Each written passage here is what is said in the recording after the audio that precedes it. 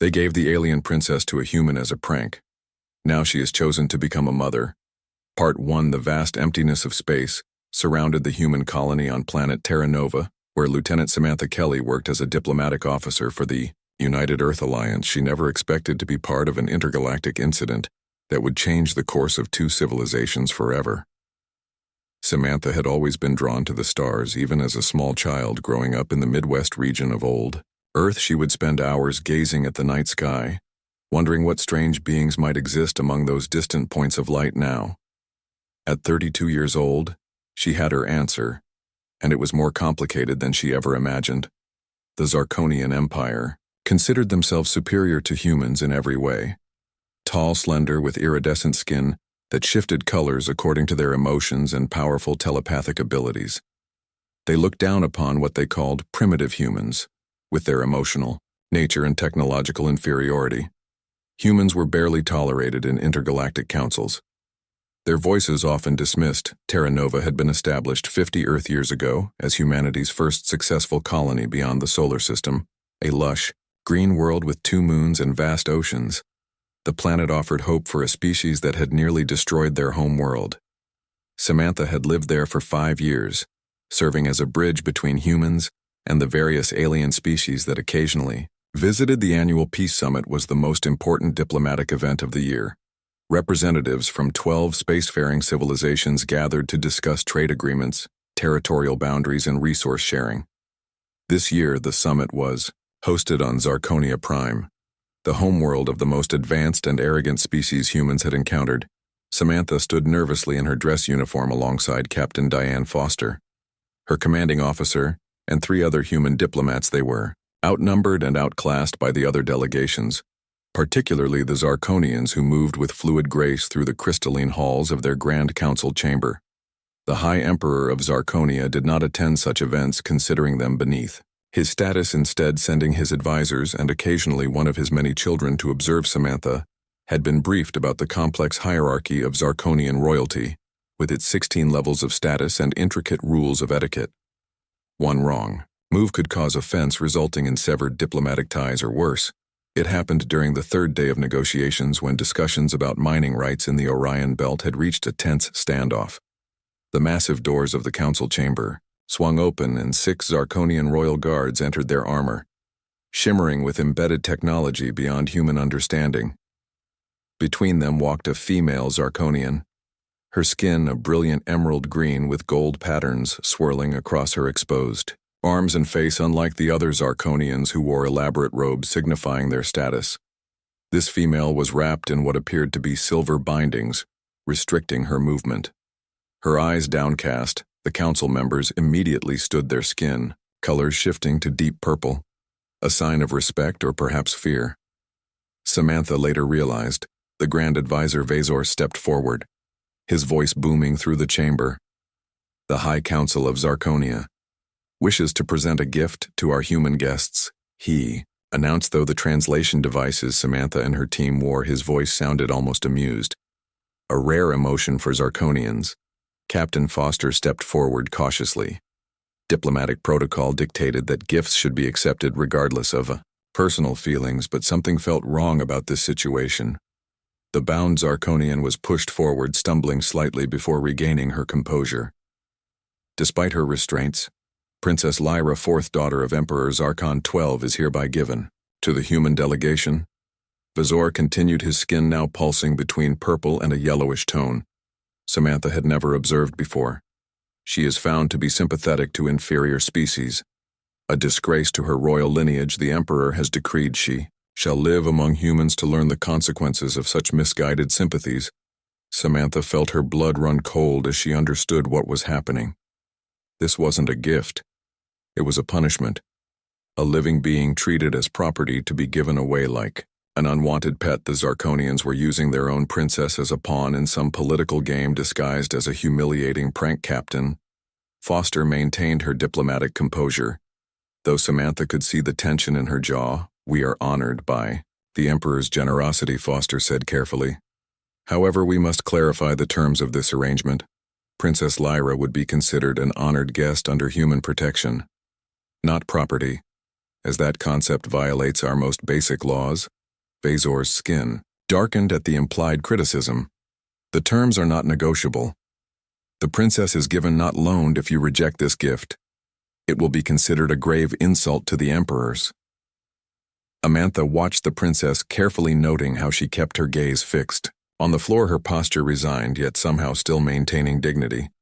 Despite the humiliation being inflicted upon her, the translator picked up whispers among the Zarkonian delegation, some clearly amused by the humans' discomfort, others discussing how this would teach the princess a lesson for her inappropriate interest in human culture.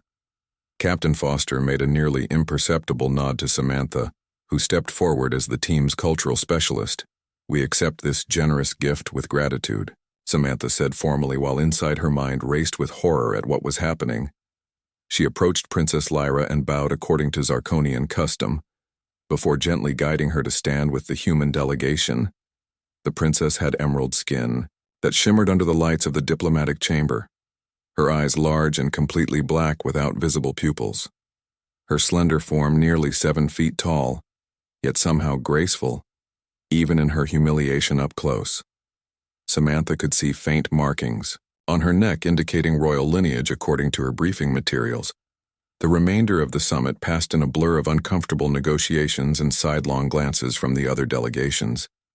Samantha stayed close to Princess Lyra, while Captain Foster handled the diplomatic fallout from this unexpected situation. The Zarkonians seemed pleased with themselves, while representatives from other species whispered among themselves, some appearing disgusted by the Zarkonians' actions, others simply curious about how the humans would handle this test.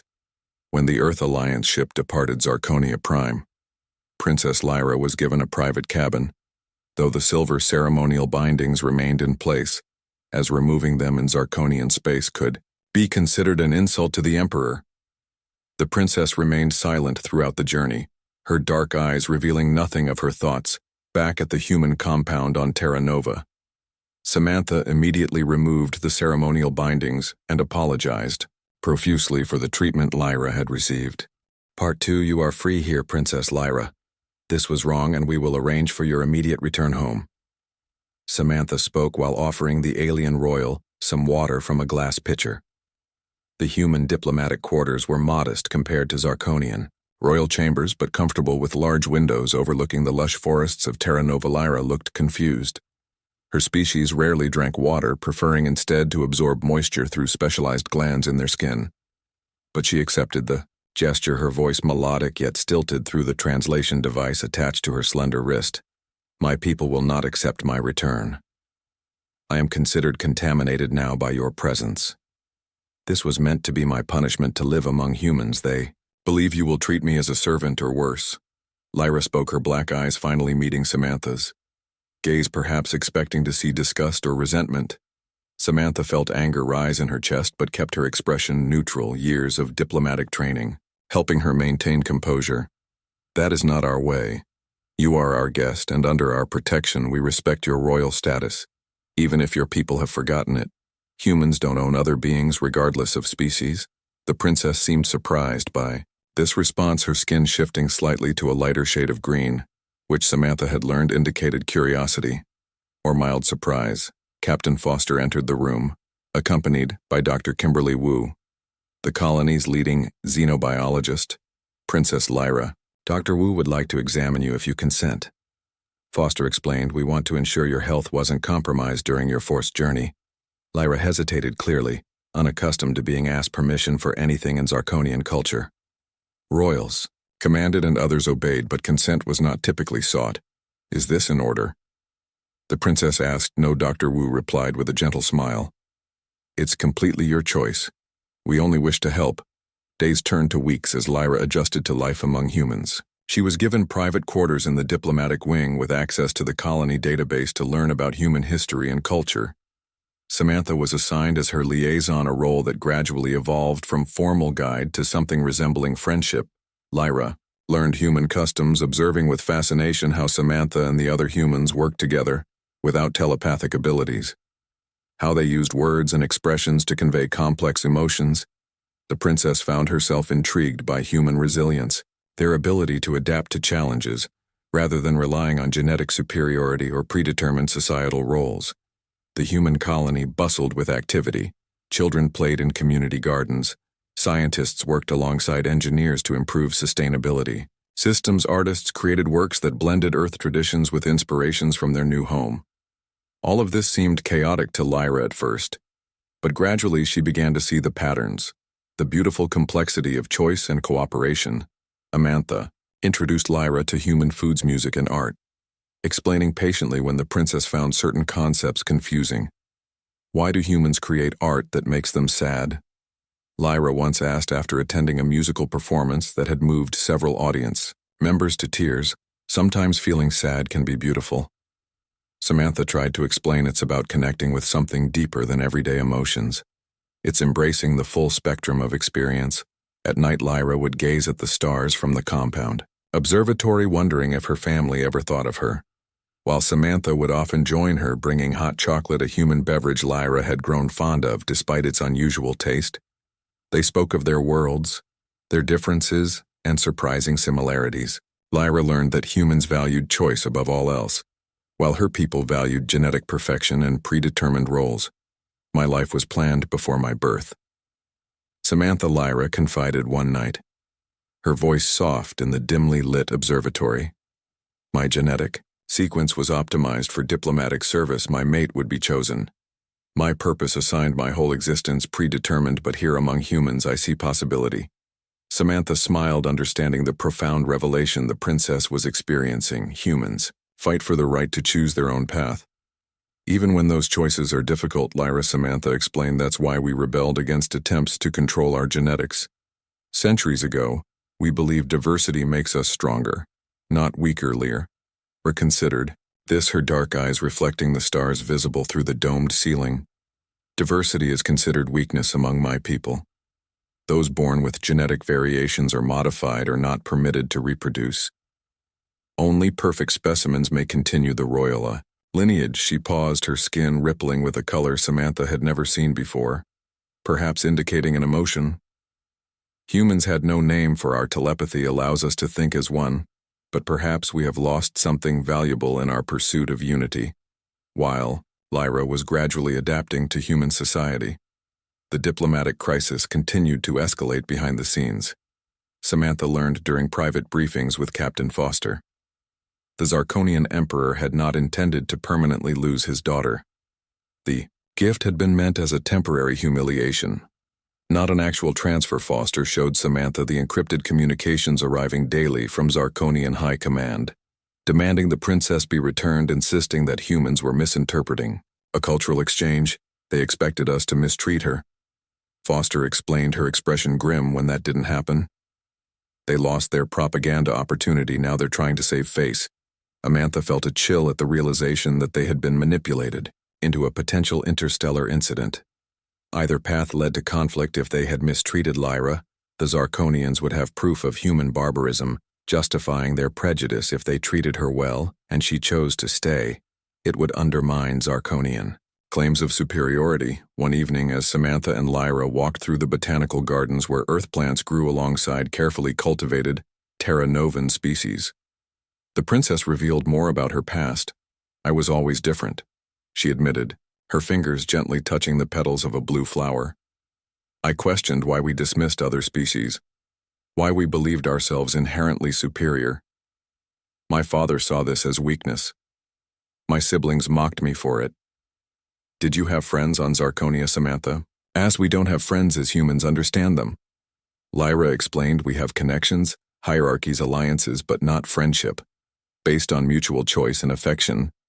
This concept is uniquely human and considered dangerous by my people. Emotional attachments cloud judgment, prevent rational decision-making for the greater good, yet you seem to understand friendship quite well, Samantha observed with a small smile. I have always been fascinated by humans, Lyra admitted, which is why I was punished. I collected human literature, art, music in secret. Our intelligence services discovered my collection and reported it to my father. The Emperor believes human ideas are contagious, weakening our superior culture. I was meant to be an example, a warning to others who might be curious about inferior species. As Lyra spoke, Samantha realized the princess had stopped using the translation device, her English now fluent after weeks of intensive study, another sign of her remarkable intelligence and adaptability. News of Princess Lyra's presence on Terra Nova eventually spread throughout the colony. Most humans were curious but respectful, giving the alien royal space while offering friendly greetings. When they encountered her in common areas, a few were suspicious, particularly military personnel who worried she might be gathering intelligence for a future Zarkonian invasion. Captain Foster arranged a public appearance to address these concerns.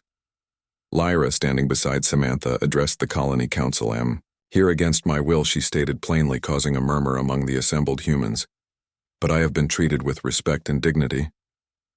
I wish to learn more about your culture, your ways. While I am among you, one council member, an older woman named Grace Martinez, asked the question many had been wondering: will your people come for you? Princess Lyra's skin darkened slightly. They already are. Part 3. The diplomatic crisis escalated further when a Zarkonian royal vessel entered Terra Novan orbit. Without prior notification, setting off defense alerts throughout the colony, the massive ship dwarfed the human vessels stationed nearby, its crystalline structure gleaming in the light of the system's star. Captain Foster called an emergency meeting with Samantha and the Security Council. They say they're here to retrieve Princess Lyra. Foster explained, her voice tense, claiming we violated diplomatic protocol by keeping her against her will. But that isn't true, Samantha protested. She's been free to communicate with her people at any time. We've made no attempt to prevent her return. That's not their narrative, Foster replied grimly. They need to save face. They can admit they gave away a royal princess as a prank and now regret it. The Zarkonian delegation demanded an immediate audience. Princess Lyra was asked to attend, though Captain Foster made it clear that the princess would choose for herself whether to participate. Samantha was surprised when Lyra requested her presence during the meeting. The grand hall of the Terra Nova Diplomatic Center had been prepared for the Zarkonian visitors. The temperature raised several degrees to accommodate their physiology.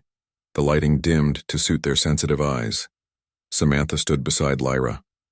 Both wearing formal attire, the princess had chosen to wear a human-style diplomatic uniform, modified for her taller frame rather than traditional Zarkonian royal garments. The Zarkonian delegation arrived led by Commander Zarl, a high-ranking military officer with skin the color of burnished copper, his eyes cold as he surveyed the human facility with poorly concealed disdain. Samantha recognized him from intelligence briefings. He was Lyra's betrothed, the pairing arranged since their childhood to strengthen political alliances between powerful families. 5 other Zarkonians accompanied him, all wearing the distinctive armor of the Royal Guard, their skin colors shifting in patterns that suggested to Samantha they were communicating telepathically among themselves, evaluating threats, planning strategies.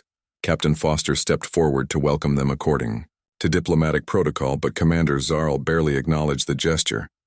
His attention fixed on Princess Lyrash, belongs with her kind. Zarl declared, his tone imperious. She will return and undergo purification rituals to remove human contamination. The Emperor demands compliance. Foster maintained her composure. Princess Lyra is under the protection of the Earth Alliance. She responded, her voice steady. She is not property to be demanded. Returned, she is a sentient being, with rights, including the right to choose her own path. Zarl's skin darkened with what Samantha recognized as anger, or possibly contempt. Zarkonian royalty do not choose, they serve the Empire as determined by the Emperor, her father. He stated she has been exposed to dangerous, human notions of individuality and choice. This corruption must be purged before it spreads.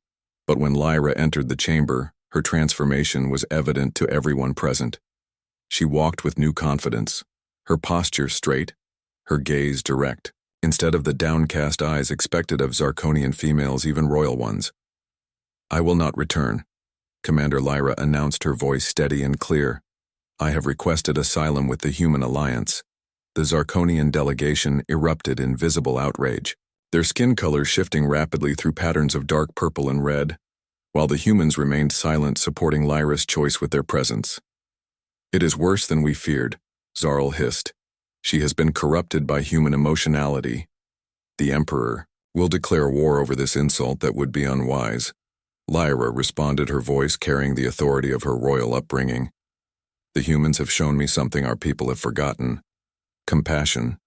True. Strength lies not in genetic superiority, but in adaptation and cooperation. I have learned more in my time here than in centuries of Zarkonian education. Commander Zarl stepped toward Lyra, his hand moving to the weapon at his side, but stopped when Captain Foster's security team shifted, their positions subtly reminding him he was outnumbered. You have been drugged or manipulated. Zarl accused the humans have poisoned your mind against your own kind. I have been shown respect. Samantha intervened, unable to remain silent. We have not altered or manipulated Princess Lyra in any way, unlike your people who used her as a political tool. Zarl turned his cold gaze to Samantha. Humans are clever manipulators, he said. Your emotional weakness spreads like a disease corrupting superior. Mine's you will return the princess or face the consequences. Lyra moved to stand beside Samantha, her tall form casting a shadow. I am not property, Commander, she stated. I was given to the humans as an object, a lesson you cannot now claim. I was merely on loan. The law of your own people states that a gift once given cannot be reclaimed. Even the Emperor is bound by this ancient tradition. Zarl appeared momentarily at a loss, clearly unprepared for Lyra to cite Zarkonian law against him. The other members of his delegation conferred telepathically, their skin colors shifting in complex patterns. We will return to our vessel and consult with the Emperor. Zarl finally stated, but make no mistake, Princess. Your betrayal will have consequences for both you and these humans you have chosen over your own kind. After the Zarkonians departed, the tension in the room remained. Samantha turned to Lyra, concerned about the threater. You all right? She asked. Ra nodded, her black eyes revealing little of her emotions. They will not give up so easily. She warned the Emperor cannot allow a royal to defy him. It undermines the entire foundation of our society. Captain Foster joined them, her expression serious. We should prepare for possible military action. She said the Zarkonian fleet outmatches ours, but we've sent word to Earth Alliance headquarters requesting reinforcements. I never meant to bring war to your world. Lyra said, her voice tinged with regret. This isn't your fault, Foster assured her. Your father made a political miscalculation when he tried to use you as a pawn. Now he's facing the consequences of that choice. In the days that followed the colony, heightened security measures, military drills became common. Citizens were briefed on emergency protocols. Samantha noticed how the humans pulled together in the face of potential threat. Neighbors helping neighbors, community leaders organizing support systems, farmers increasing production to build reserves. Lyra observed all this with fascination. Zarkonians would never cooperate this way. She commented, watching volunteers construct additional shelters. Each caste would protect only itself, leaving the lower ranks to suffer. That isn't our way. Samantha explained, we believe we're stronger together. Each person has value. Each contribution matters. Nights were the hardest as they waited for news of the Emperor's decision. Samantha often found Lyra in the observatory searching the stars, perhaps looking for signs of approaching Zarkonian warships. Do you regret your choice? Samantha asked one evening as they sat together watching Terra Nova's twin moons rise over the horizon. Ra considered the question, her emerald skin glowing softly in the moonlight. No, she finally answered. On Zarkonia, I was a possession. Here I am a person. The difference is worth any price. Months passed as tensions between humans and Zarkonians reached a breaking point, while diplomatic negotiations continued through intermediaries, neutral species, attempting to prevent interstellar war. Lyra and Samantha grew closer, their friendship deepening into something neither species had terminology for. The princess immersed herself in human culture, learning Earth history, philosophy, art, and science. With remarkable speed, her unique perspective often providing insights humans had overlooked. She began teaching willing colonists about Zarkonian culture, the parts worth preserving as she described it.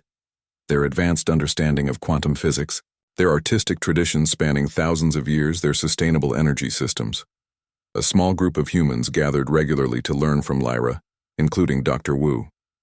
Several engineers and even some children fascinated by the tall alien princess. With her color-changing skin and graceful movements. In return, Lyra learned human games, music, and cooking, finding particular joy in creating art. something forbidden to royals on her homeworld. It was during this time of waiting and cultural exchange that Lyra made an announcement that would change everything. One evening as they watched twin moons rise over Terra Nova, Lyra turned to Samantha, her expression solemn. "I wish to have a child, Samantha," she said simply, her black eyes reflecting starlight. "A hybrid child born of choice, not genetic mandate." Amantha gasped, understanding the implications. Such a child would be the first human Zarkonian hybrid in known history. It would challenge everything both species believed about biological compatibility and social structures. "Are you certain, Lyra, this would change everything?" The princess nodded, her mind made up after careful consideration. "My people believe humans inferior, yet they fear you." She explained that fear comes from recognizing your potential. A child of both worlds would be living proof of what we could become together, not separate. Part 4. Samantha stared at Lyra, trying to process what the princess had just proposed. "Is that even possible?" she asked. "Genetic compatibility between our species has never been confirmedly." La nodded, her skin shifting to a deeper emerald color that Samantha had come to recognize as determination. "Zarkonian scientists have always claimed hybrid reproduction impossible." She explained, a convenient belief that supported their claims of genetic superiority. "But I discovered ancient texts in the Royal Archives, texts hidden by the High Council suggesting otherwise." Samantha leaned forward, intrigued yet concerned.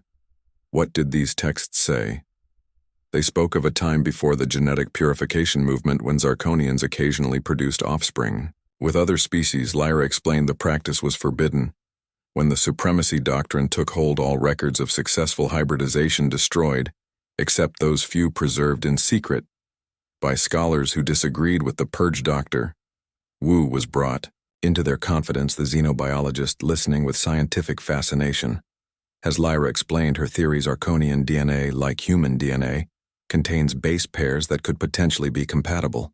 Wu mused after examining the information Lyra provided. It would require significant medical intervention, but theoretically it might be possible. The process would not be simple.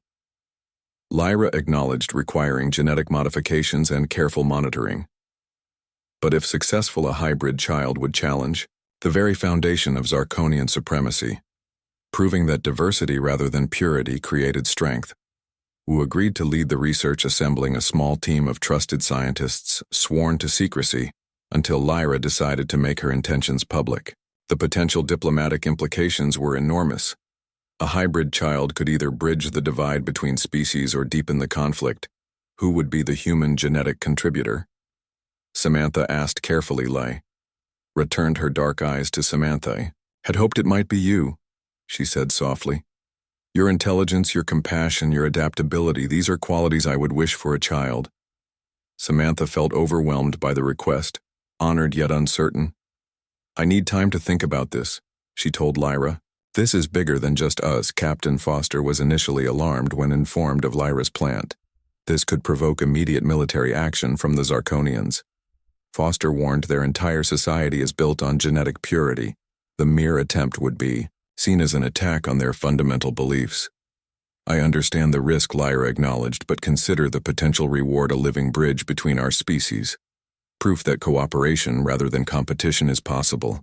After weeks of debate and careful consideration, the Terra Nova leadership agreed to support Lyra's choice on the condition that all participants consented freely and security measures were enhanced around the colony.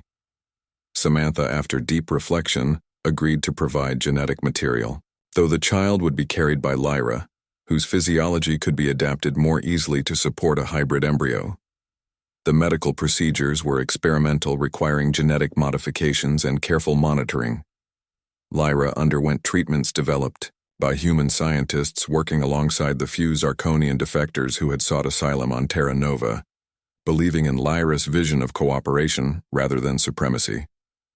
Dr. Wu led the medical team, working tirelessly to ensure both Lyra's safety and the viability of the embryo. Combining Zarkonian and human genetic material required breaking new scientific ground, the team documenting every step for future generations. The process took months of careful preparation, during which time diplomatic tensions continued to escalate. The Zarkonian Empire had established a blockade around Terra Nova, allowing ships to enter but carefully inspecting all departing vessels, allegedly searching for the princess, whom they now claimed had been kidnapped when the medical procedures were finally complete. And Lyra confirmed pregnant. The news was kept secret from all but the most trusted members of the colony leadership. The princess continued her cultural exchange work while Dr. Wu monitored her health. Daily Samantha found herself experiencing unexpected emotions, becoming protective of Lyra. In new ways, spending evenings reading Earth children's stories aloud, discussing how they might blend human and Zarkonian child-rearing traditions. "We have no word for family as humans understand it," Lyra explained one evening. "Zarkonian children are raised by designated caretakers according to their caste. Royals rarely see their offspring more than ceremonially. That sounds lonely," Samantha commented, as Lyra admitted, her hand resting on her abdomen where the hybrid child grew. "I want something different for our child, a blend of both worlds, taking the best of each." As the pregnancy progressed, hiding the truth became increasingly difficult. Lyra's skin began displaying new patterns unique to her condition. Her energy requirements changed, her body slowly adapting to nurture the unprecedented life within. When news inevitably reached the Zarkonian Empire that Princess Lyra carried a hybrid child, the response was immediate and explosive. The Emperor himself breaking his usual silence to issue a statement, condemning the abomination and demanding immediate termination of the pregnancy. Threats of war alternated with offers of forgiveness. If Lyra would return and undergo genetic purification, the Zarkonian blockade tightened military vessels moving into aggressive positions around Terra Nova. The Earth Alliance responded by sending additional ships. Tensions escalated to dangerous levels. But something unexpected happened as news spread throughout the galaxy. Ordinary Zarkonians, particularly younger generations, began questioning the High Council's propaganda about humans. Images of Lyra living freely among humans spread through underground networks, challenging centuries of prejudice. Reports reached Terra Nova of protests on Zarkonian worlds, questioning the supremacy doctrine, small at first, but growing despite harsh crackdowns by imperial forces. Lyra's choice had sparked something unforeseen, a revolution of thoughts. Samantha stood beside Lyra through it all, defending her choice to human authorities, who occasionally wavered under Zarkonian pressure, and offering personal support as the pregnancy progressed with its unique challenges. Lyra experienced strange cravings for human foods, her body changing in ways no Zarkonian female had ever documented. She began dreaming something Zarkonians rarely did. Vivid images of a child with features of both species playing among the stars. Other species throughout the galaxy watched the unfolding drama with intense interest, some offering support to the humans, others siding with the Zarkonians, many simply waiting to see what would emerge from this unprecedented genetic experiment. Captain Foster increased security around the medical facility where Lyra received care, assigning Samantha as personal guardian, a role she took seriously, rarely leaving the princess sided. "Do you ever regret your choice?" Samantha asked one night as they sat in Lyra's quarters, the princess working on a painting, another human art form she had embraced. Ra paused, considering the question, her brush suspended over the canvas. "I regret the conflict," she finally said, "the potential for violence, but not the child, never. The child, this life represents possibility, Samantha. A future where we see beyond our differences to our shared potential." As her pregnancy advanced, Lyra began experiencing something previously unknown to Zarkonians: emotional connections to the unborn child, sensing not just physical development, but something more. Something Zarkonians, with their logical detachment from reproduction, had never documented. "I feel her thoughts," Lyra told Dr. Wu during an examination. "Not fully formed but present dreams, perhaps, or impressions." Wu documented these observations, fascinated by the implications. The Zarkonian telepathic ability seems to be developing in utero.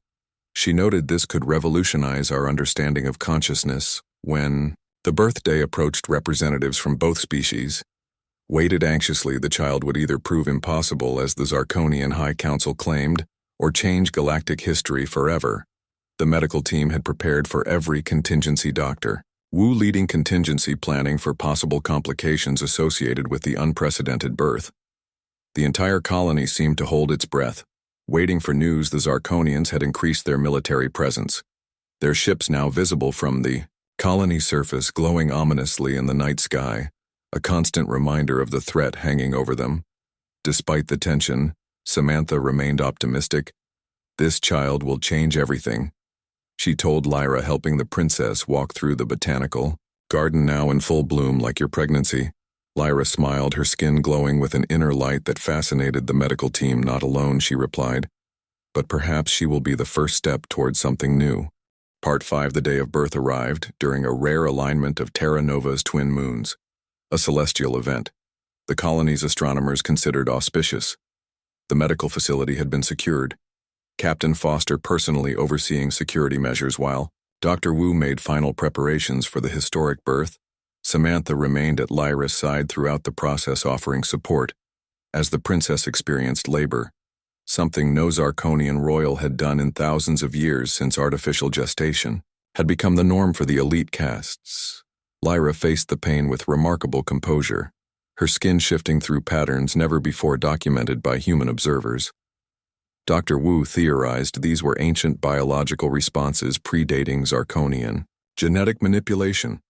Outside the medical facility, colonists gathered in quiet support, some holding candles, others simply waiting in solidarity. News had spread throughout Terra Nova, despite attempts to maintain privacy, the birth of a hybrid child, representing either a new beginning or a dangerous provocation, depending on one's perspective. In orbit, Zarkonian warships maintained their positions, their presence a constant reminder of the Empire's disapproval, while Earth Alliance vessels stood ready to defend the colony if necessary. Diplomatic channels remained open, Ambassador Olivia Chen working tirelessly to prevent military escalation, communicating with neutral species, who had offered to mediate after 26 hours of labor longer than typical for either species. The first human Zarkonian hybrid entered the galaxy, with a cry that silenced the medical team, a sound combining human vocalization with subtle telepathic resonance that those sensitive to such energies could feel, rather than hear. "It's a girl," Wu announced, her voice filled with wonder and professional satisfaction as she placed the newborn in Lyra's arms. The child was remarkable, her skin a pale blue with subtle iridescence rather than the deep green of Zarkonians, or the various human skin tones, her eyes brown like many humans, but with the slight almond-shaped characteristic of Zarkonians. She was smaller than a Zarkonian infant would be, but larger than a typical human newborn. Her fingers delicate with the beginning of the subtle claws all Zarkonians possessedly, gazed at her daughter with an expression Samantha had never seen on a Zarkonian face. Naked emotion unconstrained by cultural expectations of logical detachment. The princess' skin shifted through patterns of gold and rose colors previously undocumented in their species as beautiful. Samantha whispered, touching the infant's hand, gently surprised, when the newborn grasped her finger with unexpected strength. Dr. Wu conducted immediate examinations confirming the child was healthy. Despite her unprecedented genetic makeup, preliminary tests indicated she possessed limited telepathic abilities, but also the characteristic human adaptability that had allowed humanity to survive countless challenges. Lyra named her daughter Nova, her skin a pale blue with subtle iridescence, a fitting name for a new star in the galaxy. Samantha thought, watching as the princess cradled her child with natural ease, despite having no cultural framework for maternal behavior. News of the successful birth spread quickly throughout the colony and beyond, diplomatic channels humming with activity as the implications became clear.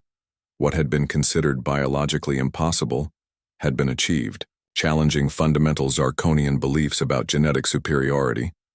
The Emperor responded with uncharacteristic silence for 3 days, as reports reached him from his advisors.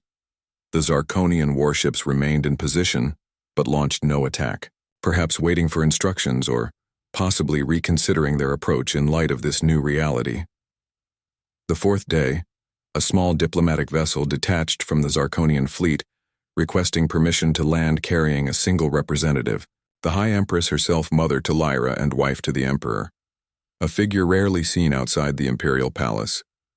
Captain Foster granted permission after consulting with Earth Alliance Command, establishing strict security protocols for the unprecedented visit. Samantha remained with Lyra and Nova as they prepared to receive this unexpected guest, The Empress Zalia arrived without the usual ceremonial entourage that accompanied Zarkonian royalty, her tall, elegant form wrapped in simple robes, rather than the elaborate garments of state, her emerald skin bearing the distinctive gold patterns that marked the imperial bloodlines. Amantha watched carefully as the Empress approached Lyra, who held Nova protectively in her arms. The tension in the room, palpable security officers positioned discreetly around the perimeter. Lyra. "My daughter," the Empress spoke, her voice soft. Lacking the imperious tone Samantha had expected, "I have come to see with my own eyes." "What they say cannot exist?" Lyra inclined, her head in respect, but did not bow or kneel as Zarkonian protocol would demand. "Mother," she acknowledged, "this is Nova, your granddaughter." The Empress moved closer, her dark eyes examining the infant with scientific precision, her expression unreadable. To human observers, though, Lyra seemed to understand something in her mother's posture. "May I?" the Empress asked, extending her hands in a gesture universal across species. Lyra hesitated briefly, then carefully transferred Nova to her mother's arms. The infant remained calm, her brown eyes studying the new face above her with apparent curiosity. The Empress' skin shifted subtly as she held the child, patterns of gold and silver rippling across her emerald surface.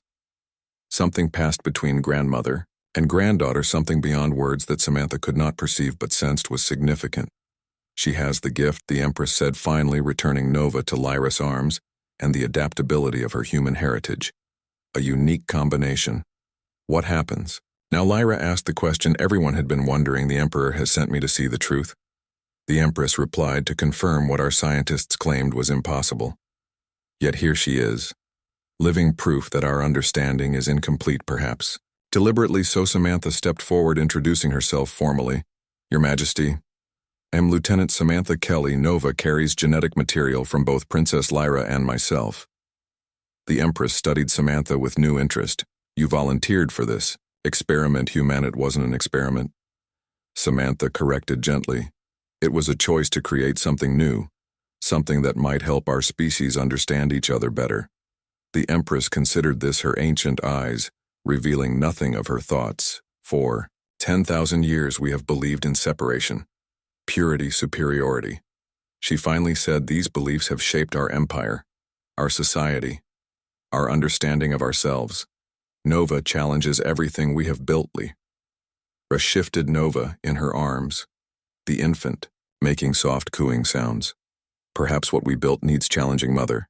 The Empress stayed for 3 days observing Nova, conducting her own examinations with equipment brought from the Imperial Palace, speaking at length with Lyra, and occasionally with Samantha, asking questions about human child development, family structures, the concept of choice so central to human society. When she departed, she left behind a message for the colony leadership and for her daughter. "The blockade will be lifted." The Empress announced formal diplomatic relations will resume. The Emperor acknowledges Princess Lyra's right to asylum and recognizes Nova as a member of the royal family, though her status within the succession remains undetermined. This was more than anyone had hoped, for a de-escalation of military tensions and implicit recognition of Nova's legitimacy. Without requiring Lyra's return, the Empress had found a diplomatic solution that allowed both sides to claim victory. As Nova grew, she became a symbol of possibility, a bridge between worlds, the living embodiment of what cooperation could achieve. Her unique abilities, developing in ways neither human nor Zarkonian scientists had predicted. She could communicate telepathically like Zarkonians, but possessed human emotional intelligence and adaptability. Other Zarkonians, particularly younger generations, began questioning traditional beliefs about genetic purity. Small numbers at first seeking permission to visit Terra Nova to observe the hybrid child and her unusual family. Some even requesting asylum, challenging the Empire's authority in unprecedented ways.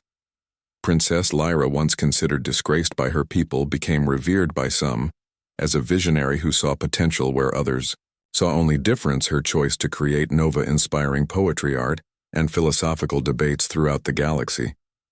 The Emperor eventually relaxed restrictions on contact with humans, allowing cultural exchanges, educational programs, and even joint scientific research, though he never publicly acknowledged his granddaughter or forgave his daughter's defiance. Samantha often found Lyra watching Nova play with both human and Zarkonian children who had once been forbidden to interact the playgrounds of Terra Nova, becoming microcosms of a possible future, where differences were celebrated rather than feared. She is the future, Samantha Lyra would say, with quiet certainty. Not just my daughter, but what we can become when we choose connection over separation. When we recognize strength in difference, the prank intended to humiliate had instead sparked a revolution of thought across two civilizations, proving that sometimes the most powerful changes begin with the simplest of human qualities: compassion, choice, and the courage to imagine something new. Nova grew tall like her Zarkonian mother, but with the warm eyes and expressive face of her human heritage, she moved between cultures with natural ease, understanding both without being limited by either a true bridge between worlds.